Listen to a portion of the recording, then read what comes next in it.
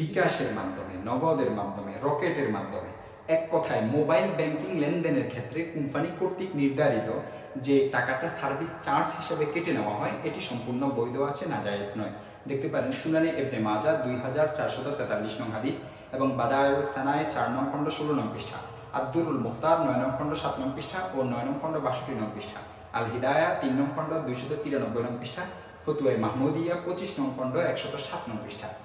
এজেন্টদের জন্য কোম্পানি কর্তৃক নির্ধারিত যে সার্ভিস চার্জ নির্ধারণ করা হয়েছে এর থেকে অতিরিক্ত টাকা গ্রাহক থেকে নেওয়া এটি বৈধ হবে না, এটি সম্পূর্ণ অবৈধ হবে। তবে কোনো গ্রাহক স্বেচ্ছায় যদি তা দেয় কোনো সমস্যা নেই। বর্তমানে দেখা যায় 18 টাকা কাটে কিন্তু রেখে দেওয়া হয় 20 টাকা, এটি কিন্তু অনুমতি ছাড়া অবৈধ হবে।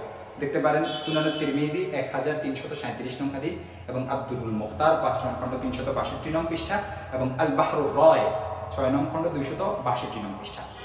অনেকে বিকাশ অ্যাকাউন্ট থেকে টাকা উঠাতে আসলে এজেন্টে ক্যাশ আউট করতে বলে।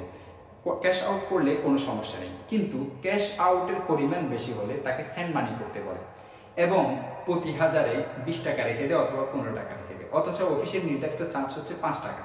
এক্ষেত্রে পুরো 20 টাকা অথবা 15 টাকা তার পকেটে। এক্ষেত্রে শরীয়ী হুকুম কি? বিকাশ এজেন্টদের অ্যাকাউন্টে সেন্ড মানি করার ক্ষেত্রে প্রতিবার লেনদেনে অফিস কর্তৃক নির্ধারিত চার্জ হচ্ছে মাত্র 5 টাকা, যা গ্রাহকের অ্যাকাউন্ট থেকে সক্রিয়ভাবে কেটে রাখা হয়। সে মতে এজেন্টের জন্য অতিরিক্ত 15 টাকা কেটে নেওয়া এটি বৈধ নয়, বা অতিরিক্ত 15 টাকা 20 টাকা গ্রহণ করা এটি বৈধ হবে না। দেখতে পারেন সহিহ মুসলিমের 164 নং হাদিস এবং হিদায়া 3 নং খণ্ড 61 নং পৃষ্ঠা, আদ-দুরুল মুখতার 5 নং খণ্ড 47 নং পৃষ্ঠা এবং আল মওসুআতুল ফিকহিয়া 31 নং খণ্ড 220 নং পৃষ্ঠা এবং কিতাবুন নামাজের 11 নং খণ্ড 226 নং